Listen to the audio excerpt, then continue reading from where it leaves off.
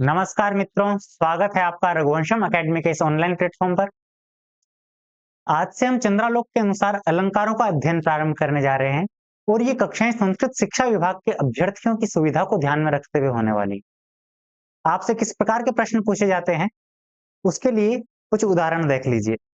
ये 5 प्रश्न आपके सामने रखे हैं और इन 5 प्रश्नों का निचोड़ ये है कि आपसे एक तो लक्षण पूछा जाएगा, दूसरा प्रश्न होगा, पहला है लक्षण। एक प्रश्न हो सकता है उदाहरण से, एक प्रश्न होगा आपको लक्षण दे दिया जाएगा और उसके बाद उसमें डॉट डॉट डॉट डॉट ऐसा दे दिया जाएगा और उसके अंदर आपको उस अलंकार का नाम लिखना है। और एक प्रश्न होगा कि विशेषता दे दी जाएगी किसी अलंकार की, कि ये किस अलंकार की विशेषता है, तो उसमें आपको उस अलंकार का नाम लिखना है।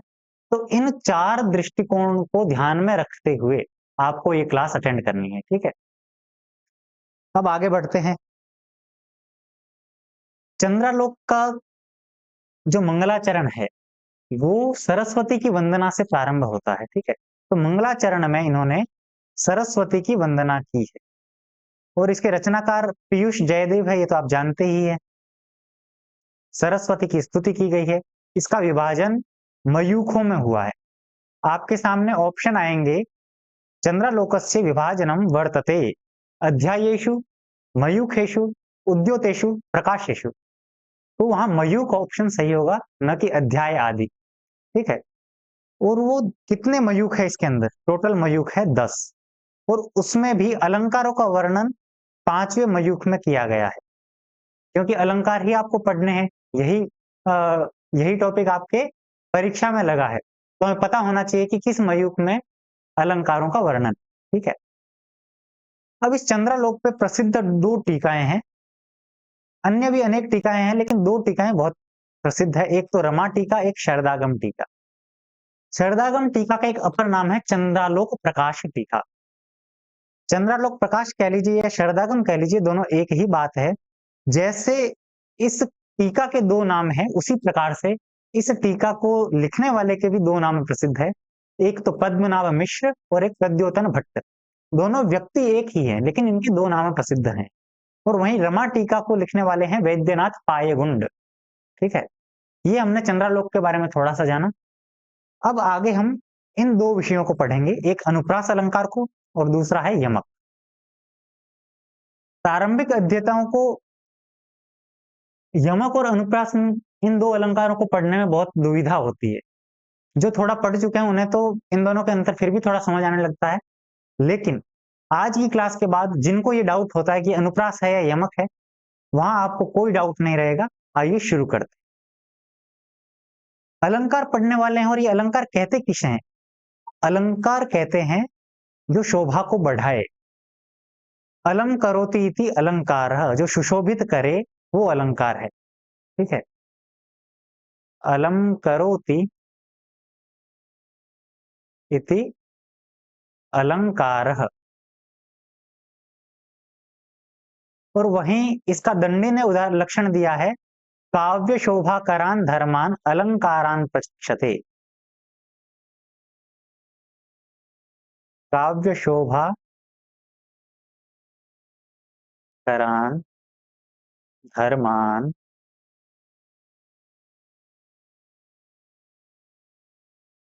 अलंकारान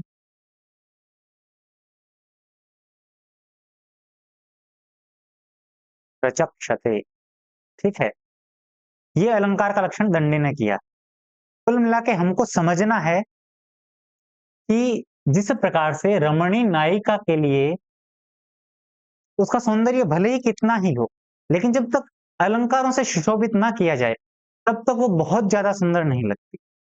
वैसे ही काव्य भले ही कितना ही रस से उपकृत हो, लेकिन जब तक उसमें अलंकारों का प्रयोग नहीं किया जाए, अनुप्रास उपमा आदि अलंकारों का प्रयोग नहीं किया जाएगा, तब तक उसकी सुंदरता पे 4 चांद नहीं लग सकते, ठीक है? तो ये है अलंकार और यही अलंकार जो है वो हार आदि के समान प्रसिद्ध है। सभी काव्य तत्ववेत्ताओं ने, चाहे वो मम्मट हो, चाहे विश्वनाथ हो या फिर चंद्रालोककार पीयूष जयदेव हो, उन्होंने सब ने अलंकार को हार आदि के समान माना है, ठीक है? हारादिवत अलंकारा, ठीक है? हारादिवत अलंकारा।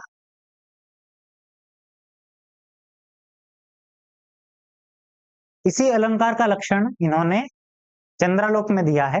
शब्दार्थयोः प्रसिद्ध्या वा कवेः प्रौढिवशेन वा हारादिवद अलंकारः सन्निवेशः मनोहरः। ये पंचम मयूख की प्रथम कारिका है, ठीक है?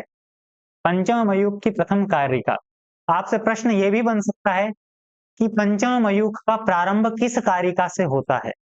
4 कारिकाएँ दे दी जाएगी, तो आपको ये कारिका चुननी है। शब्दार्थयोः प्रसिद्ध्या वा, प्रारंभिक ध्यान रखिए, बाकी तो ठीक है। अब अलंकार कहते किसे हैं? तो इन्होंने कहा शब्दार्थयोः मनोहरः सन्निवेशः अलंकारः। अलंकार क्या है? तो सबसे पहले शब्दार्थयोः मनोहरः सन्निवेशः।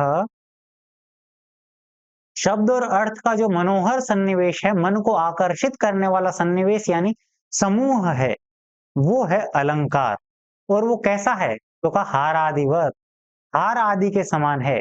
जैसे हार आदि शरीर को सुशोभित करते हैं, वैसे ही अनुप्रास उपमा आदि अलंकार काव्य रूपी शरीर को सुशोभित करते हैं, ठीक है? और ये अलंकार कैसे अलंकृत होते हैं? ये अलंकार कैसे प्रसिद्धि को प्राप्त होते हैं? तो कहा या तो प्रसिद्धि के कारण ये अलंकार उत्कृष्ट होते हैं, या कवेः प्रौढिवशेन, कवि की प्रौढ़ता के कारण। प्रौढ़ता कहते हैं विदग्धता, जो अतिशय काव्य करने की क्षमता होती है, वो प्रौढ़ी कहलाती है। और या फिर कवि की प्रसिद्धि के कारण इन अलंकारों का उत्कृष्ट प्रयोग होता है, ठीक है? ये अलंकार के बारे में जयदेव ने कहा है चंद्रालोक, और यहीं से पंचम मयूख का प्रारंभ होता है। अब अनुप्रास अलंकार किसे कहते हैं? इसके बारे में चंद्रालोक में कोई जिक्र नहीं किया है, लेकिन महत्वपूर्ण अलंकार है और ये आपके टॉपिक में सबसे पहले लिखा हुआ है, तो हमें पता होना चाहिए अनुप्रास कहते किसे। तो अनुप्रास के लिए कहा है रसाद्य अनुगत, यानी रस आदि के अनुगत, रस जैसा है उसी के अनुरूप शब्दों का जो प्रयोग है, वो प्रकृष्ट न्यास अनुप्रास। प्रकृष्ट यानी उत्कृष्ट, न्यास उत्कृष्ट शब्द का प्रयोग अनुप्रास कहलाता है। और वो अनुप्रास कैसा होगा? का या तो वर्ण साम्यम, शब्द साम्यम व। साहित्य दर्पण ने कहा है शब्दों का साम्य, जबकि मम्मट ने कहा है वर्णों का साम्य। और ये साम्यता कैसी होनी चाहिए? तो उसके लिए कहा है, क्या चीज है वर्ण साम्य, ये सब अभी समझ रहे हैं अपन। स्वर वैशादृश्येपि, स्वर वैशादृश्येपि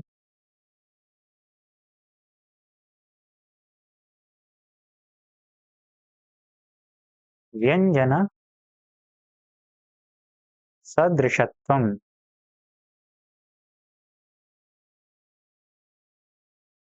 इन्होंने कहा वर्ण की जो साम्यता है, वर्ण की जो बार बार आवृत्ति होती है, जैसे न द न द न द की आवृत्ति हम आगे पढ़ेंगे, उसकी बार बार हो रही, तो जो आवृत्ति वर्णों की बार बार होना, वो अनुप्रास है। लेकिन इन्होंने एक खास बात जोड़ दी आगे कि स्वर का वैसादृश्य, स्वर अलग अलग होंगे उनमें तो चलेगा, लेकिन एक जैसे व्यंजनों की आवृत्ति होना जरूरी है। वो कैसे है, उसको हम उदाहरणों में आगे पढ़ेंगे ही। इस अनुप्रास के चंद्रालोक ने 5 भेद दिए। ये जो था अभी जो ये पढ़ा, ये चंद्रालोक में नहीं था, लेकिन आगे जो पढ़ेंगे वो सब का सब चंद्रालोक में है, ठीक है? तो चंद्रालोक ने इसके 5 भेद माने हैं। ठेकानुप्रास, वृत्त्यनुप्रास, लाटानुप्रास, स्फुटानुप्रास और अर्थानुप्रास। इनको परिभाषा के साथ और उदाहरण के साथ आगे पढ़ेंगे। आइए, सबसे पहला छेकानुप्रास। छेकानुप्रास किसे कहते हैं? तो कहा व्यंजन, स्वर व्यंजन संदोह व्यूहा, मंदोह दोहदा, गौर जगत जागृत उत्सेका, छेकानुप्रास भासुरा। पहले छेक किसे कहते हैं? तो छेक कहते हैं विदग्ध को। आपसे प्रश्न पूछा जा सकता है, बहुत ही महत्वपूर्ण है। छेक का तात्पर्य क्या है? तो छेक कहते हैं विदग्ध, जो बहुत ही विद्वान हो, विदग्ध विद्वान। और ये अनुप्रास विदग्धों को प्रिय है, विद्वानों को प्रिय होता है। इसीलिए इसी का इसका नाम छेकानुप्रास पड़ा है, ठीक है? इसे इसका लक्षण करते हुए कह रहे हैं कि स्वर व्यंजन संदोह व्यूहा। स्वर और व्यंजन का स्वर और व्यंजन का संदोह यानी समूह, यानी एक साथ होने चाहिए। और व्यूह और उनकी आवृत्ति, एक तो उसका समूह होना चाहिए और उसकी आवृत्ति होनी चाहिए। कैसे होनी चाहिए? तो कहा कि मंद। मंद का मतलब है सकृत। सकृत यानी एक बार आवृत्ति होनी चाहिए। और ऊह दोहदा, जो कि अर्थ को देने वाली हो। दोहदा यानी अर्थ को प्रकाशित करने वाली हो। और गौ यानी वाणी, ऐसी अर्थ को प्रकाशित करने वाली जो वाणी है, वो जगत जागृत उत्सेका, जगत में प्रसिद्धि को उत्कर्षित करने वाली, जगत में प्रसिद्धि को प्राप्त कराने वाली जो वाणी है, वो छेकानुप्रास कहलाती। ये इसका शाब्दिक अर्थ हुआ। अब अपनी भाषा में इसको समझें तो ये है कि स्वर और व्यंजन की आवृत्ति होनी चाहिए, ठीक है? और वो समूह में होनी चाहिए। संदोह यानी समूह में, ठीक है? समूह में होनी चाहिए और एक बार होनी चाहिए। ये इसका भाव है। तो जैसे इसका उदाहरण दिया, मंदोह दोहदा, तो दोह की आवृत्ति हुई और यहां भी दोह की आवृत्ति हुई है। यानी इस दोह की एक बार आवृत्ति हुई है, ठीक है? मतलब एक बार तो दोह का प्रयोग हुआ और एक बार उसकी आवृत्ति हुई है। तो ये एक बार सिद्ध हो गया। अब समूह में होना चाहिए, तो ये दो है और इस दोह के तुरंत बाद ये दोह है, तो ही ये छेकानुप्रास है। यहाँ पे जैसे अलग से दोह दे रखा है संदोह में, ठीक है? तो ये छेकानुप्रास में नहीं आ रहा है। ये दोह और दोह जो एक साथ है, समूह में है, वही छेकानुप्रास का उदाहरण है। इसका एक और उदाहरण है, गौर जगत जागृत। गौर, तो जगत जागृत, तो जग की आवृत्ति है। अब यहाँ पे जो हमने पीछे पढ़ा था कि स्वर वैशादृश्य भी, स्वर अलग अलग होंगे लेकिन व्यंजन की सदृशता हो, मतलब स्वर अलग होंगे तो चलेगा लेकिन व्यंजन एक जैसे होने चाहिए। तो ये देख लीजिए, यहाँ पे ज था और यहाँ जा है, तो यहाँ स्वर का भेद है लेकिन फिर भी व्यंजन की सदृशता है, ज और ग की आवृत्ति है। अतः ये छेक का उदाहरण है, छेकानुप्रास का उदाहरण है। तो दो उदाहरण इसके हुए, इनको अलग से भी लिख लेते हैं। दोह, दोह और जगत और जागृत, ये छेकानुप्रास के उदाहरण हुए, ठीक है?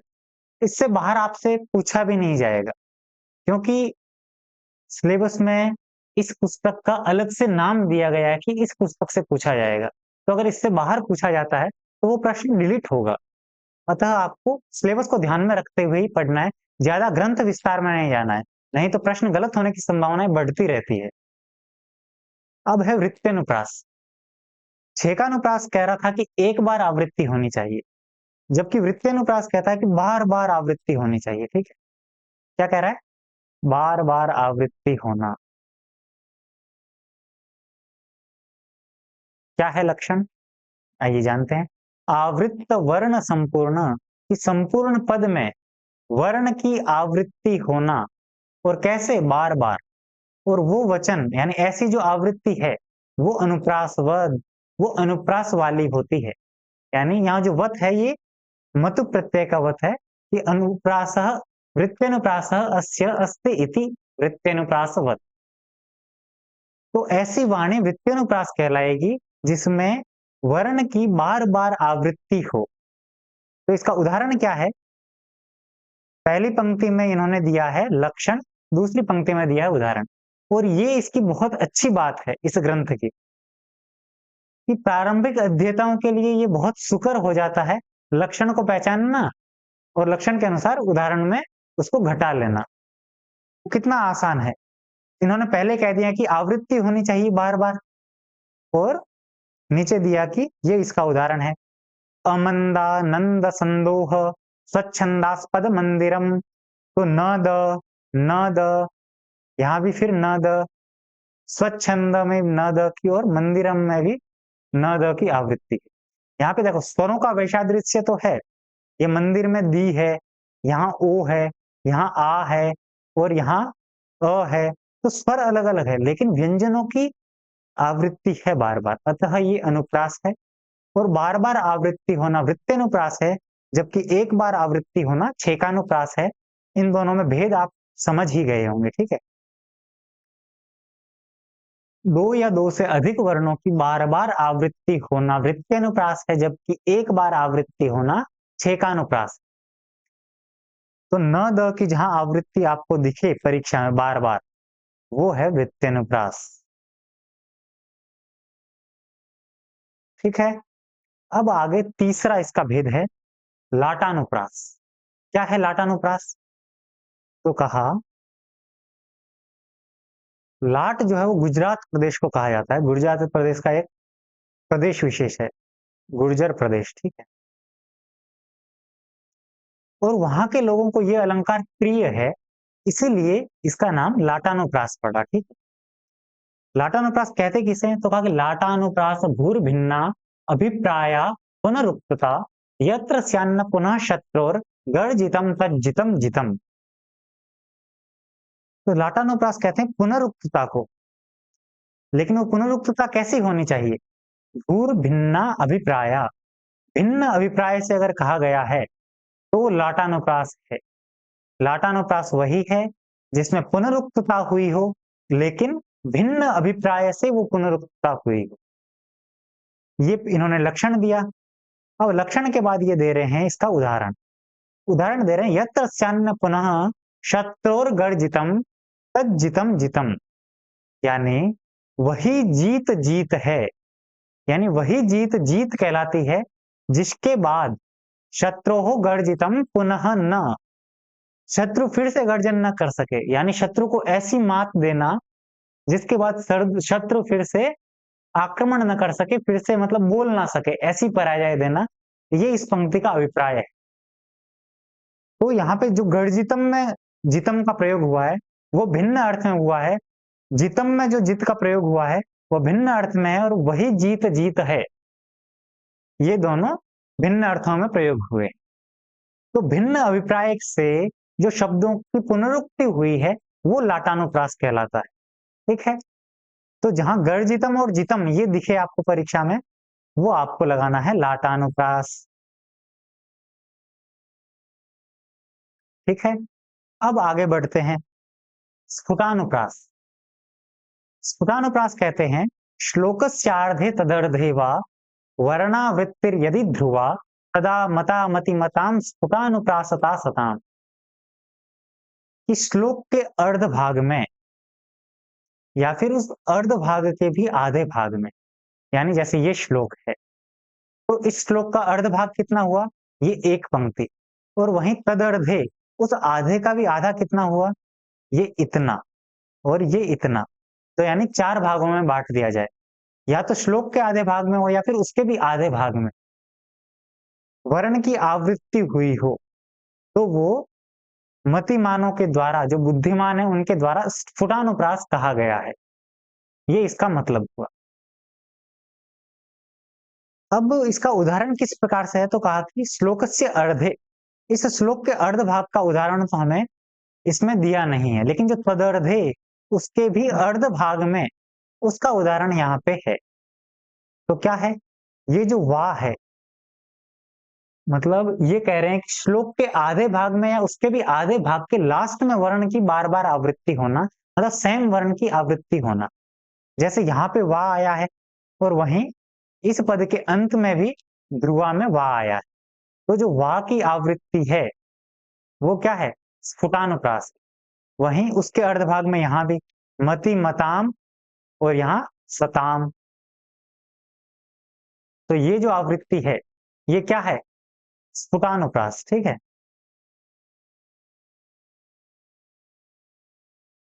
स्फुटानुप्रास उसे कहते हैं जो श्लोक के आधे भाग में या उसके भी आधे भाग में, यानी चतुर्थांश में, उसके लास्ट में जो समान पदों की आवृत्ति होना, ये स्फुटानुप्रास का लक्षण है और उसके उदाहरण आपके सामने हैं। वा और वा की आवृत्ति और ताम की आवृत्ति, ये स्फुटानुप्रास। स्फुटानुप्रास के बाद अंतिम है अर्थानुप्रास। ये 5वां भेद है। अनुप्रास के कितने भेद है चंद्रालोक के अनुसार? तो आपको 5 ऑप्शन सही लगाना है। 5वां भेद है अर्थानुप्रास। अर्थानुप्रास कहते हैं उपमेयोपमानाद अनुप्रास इष्यते, कि उपमेय और उपमान जिसमें हो वो अर्थानुप्रास कहलाएगा। मतलब यहाँ पे ये अर्थानुप्रास अर्थालंकार नहीं है, है तो शब्दालंकार है। आज जो हम दोनों अलंकार पढ़ रहे हैं ना, कौन कौन से? अनुप्रास और यमक। अनुप्रास और यमक, ये दोनों शब्दालंकार ही हैं, अर्थालंकार नहीं है। ठीक है, कौन से अलंकार है ये? आपसे प्रश्न ये भी बन सकता है कि अनुप्रासः कीदृशः अलंकारः, या फिर यमकः कीदृशः अलंकारः। अनुप्रास और यमक ये दोनों शब्दालंकार है और अर्थानुप्रास जो है ना, ये भी शब्दालंकार ही है। यहाँ बस भेद ये है कि जब उपमेय और उपमान अर्थ करते समय आ जाएं और शब्दों की आवृत्ति उसके मूल संस्कृत में हो रही हो, तो वो अर्थानुप्रास कहलाएगा। ठीक है, जैसे उदाहरण दिया है, चंदनम खलु गोविंद चरण द्वंद्व वंदनम, कि चंदन है क्या? गोविंद चरण वंदन, गोविंद चरण द्वंद्व वंदनम। तो यहाँ अनुप्रास कहाँ है? यहाँ है द्वंद, ये द्व और ये द्व। द्व और द्व की जो पुनरावृत्ति हो रही है, ये है अनुप्रास। वहीं जैसे चंदनम और गोविंद और वंदनम, तो ये न द, न द और न द, इन तीन की जो आवृत्ति हो रही है, और द्वंद्व में द्व और द्व की जो आवृत्ति है, तो ये छेकानुप्रास और वित्तानुप्रास दोनों का उदाहरण बन रहा है। जो हमने पीछे लक्षण पढ़ा था कि एक पद की अनेक बार आवृत्ति होना, तो न द की तो अनेक बार आवृत्ति हुई है यहाँ पे, और द्व की एक बार आवृत्ति हुई है। ये दोनों चीज यहाँ है, लेकिन यहाँ पे अलंकार कौन सा है? यहाँ अर्थानुप्रास। क्यों? क्योंकि जब इसका अर्थ करेंगे, इस पंक्ति का अर्थ है जो गोविंद के चरण द्वंद्व है, जो गोविंद के दोनों चरण हैं, वो चंदन है। जैसे चंदन ताप का शामक है, जैसे चंदन ताप को शामित करता है, वैसे ही गोविंद के चरणों का जो वंदन है वो भी दुखों को शांत करता है। तो यहाँ पे गोविंद जो है वो उपमेय है और चंदन जो है वो उपमान हो गया। तो उपमेय और उपमान का अर्थ करते समय जहां पे अर्थ में इन दोनों का प्रयोग हो रहा है, वो अर्थानुप्रास कहलाएगा। लेकिन वर्णों की आवृत्ति तो जैसे हमने पीछे पढ़ी थी वृत्तानुप्रास और छेकानुप्रास में, वैसी ही होनी चाहिए। ठीक है, तो ये है अर्थानुप्रास। तो जहां गोविंद दिख जाए आपको, जहां ईश्वर दिख जाए, वहां आपका अर्थ सिद्ध हो जाएगा। अर्थ यानी प्रयोजन भी होता है ना, तो यहाँ आप ऐसे लिंक बना सकते हैं कि जहां आपको गोविंद गोविंद दिख जाए, वहां आपको प्रयोजन सिद्ध हो जाएगा। तो वैसे ही जहां गोविंद दिख जाएगा, वहां अर्थानुप्रास आपका हो जाएगा। ठीक है, ये हुआ अनुप्रास के 5 भेद हमने पढ़ लिए। ठीक है, अब इसके बाद यमक। यमक किसे कहते हैं? तो जो यहाँ पे यमक का उदाहरण दिया है वो बहुत छोटा दिया है, ये पूर्ण उदाहरण नहीं।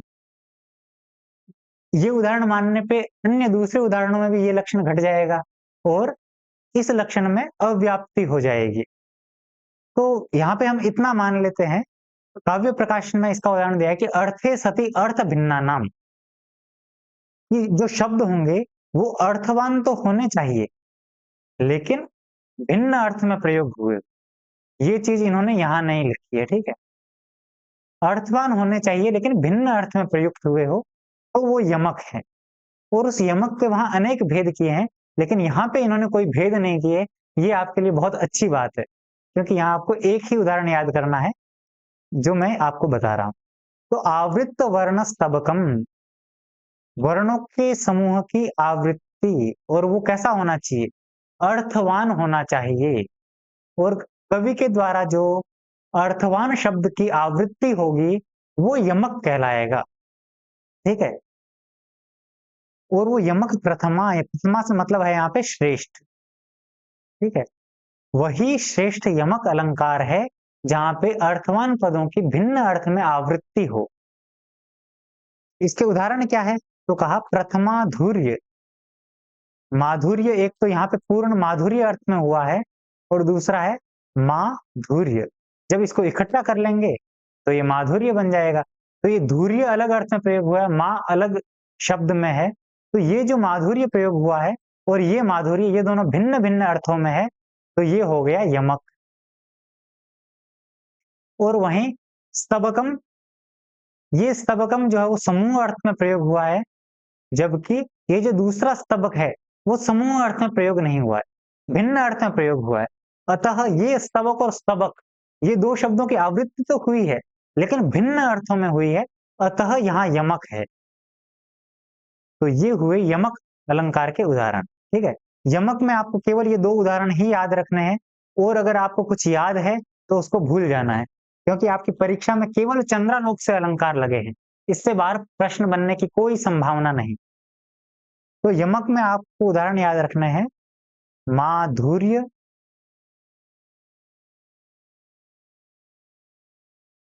और माधुर्य, और दूसरा है स्तबकम,